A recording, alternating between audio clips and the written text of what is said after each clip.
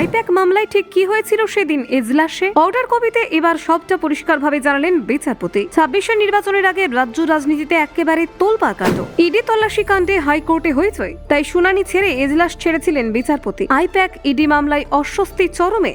হাইকোর্টে বিশৃঙ্খল পরিবেশে স্থগিত ছিল শুনানি। আদালতের ভিতরেই শুরু হয়ে যায় হট্টগোল। ইডি বনাম তৃণমূল মামলায় নাটকীয় মোড়। শুনানির মাঝপথে উঠে গিয়েছিলেন বিচারপতি। ইডি কাণ্ডে প্রশ্নের মুখে পড়েছিলেন রাজনীতি। কিন্তু আসলে সেদিন ঠিক কি ঘটেছিল দেখুন। আইপ্যাকের অফিস এবং প্রতীক জৈনের বাড়িতে ইডির তল্লাশি ঘিরে রাজ্য রাজনীতি নতুন করে উত্তাল হয়ে উঠেছে।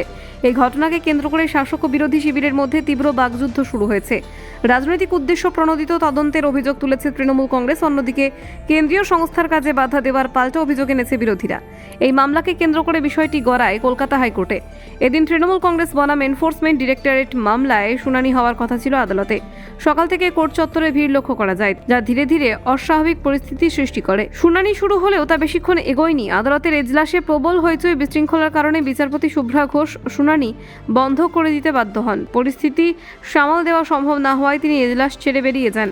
এই মামলায় তৃণমূল কংগ্রেসের হয়ে সওয়াল করার কথা ছিল প্রবীণ আইনজীবী কল্যাণ বন্দ্যোপাধ্যায়ের। শুনানি স্থগিত হওয়ার পর তিনি জানান, আদালতের ভিতরে এমন পরিবেশ তৈরি হয়েছিল যে বিচারপতির পক্ষে কাজ করা অসম্ভব হয়ে যাচ্ছিল। কল্যাণ বন্দ্যোপাধ্যায়ের বক্তব্য অনুযায়ী বিচারপতি স্পষ্টভাবে জানিয়ে দেন যে এই ধরনের কোলাহলপূর্ণ পরিবেশে তিনি কোনো মামলার শুনানি করবেন না। আদালতের স্বাধীনতা এবং মর্যাদা রক্ষা করাই তার কাছে সর্বাধিক গুরুত্বপূর্ণ। এদিকে এই ঘটনার পরেই বিরোধী দলনেতা শুভেন্দু অধিকারী গুরুতর অভিযোগ তোলেন। তার দাবি, পূর্ব পরিকল্পিতভাবে এজলাসে ভিড় করে রাখা হয়েছিল যাতে শুনানি ভেস্তে যায়। এর নেপথ্যে শাসক দলের হাত রয়েছে বলে অভিযোগ করেন শুভেন্দুর এই অভিযোগ অবশ্য সম্পূর্ণভাবে খারিজ করেছে তৃণমূল কংগ্রেস। শাসক দলের তরফে জানানো হয়েছে, আদালতের পরিস্থিতির সঙ্গে দলের কোনো যোগ নেই এবং এই ধরনের অভিযোগ রাজনৈতিক উদ্দেশ্য প্রণোদিত। এর মধ্যে প্রকাশ্যে আসে আদালতের অর্ডার কপি, যেখানে বিচারপতি শুভ্রা ঘোষ নিজেই এজলাসে সেদিনের পরিস্থিতির বিস্তারিত উল্লেখ করেন। অর্ডার কপিতে স্পষ্টভাবে বলা হয়েছে, আদালতের পরিবেশ মোটেই শুনানির উপযোগী ছিল না। বিচারপতির পর্যবেক্ষণে উঠে এসেছে, আইনজীবী এবং উপস্থিত অন্যদের একাংশ গোলযোগ সৃষ্টি করেন। বারবার সতর্ক করা সত্ত্বেও পরিস্থিতি নিয়ন্ত্রণে আসেনি বলে তিনি উল্লেখ করেছেন।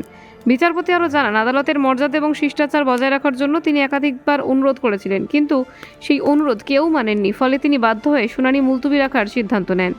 এই ঘটনাকে কেন্দ্র করে রাজ্য রাজনীতিতে নতুন করে উত্তেজনা ছড়িয়েছে।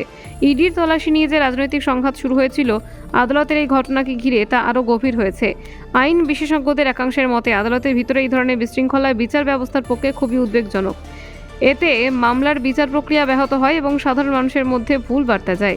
সবশেষে আদালত জানিয়েছে, আগামী 14 জানুয়ারি নতুন করে এই মামলার শুনানি হবে। সেই দিন আদালতের পরিবেশ শান্ত থাকবে কিনা এবং মামলার ভবিষ্যৎ কোন দিকে এগোয় সেদিকে তাকিয়ে গোটা রাজ্য। Bureau report, news prime Times.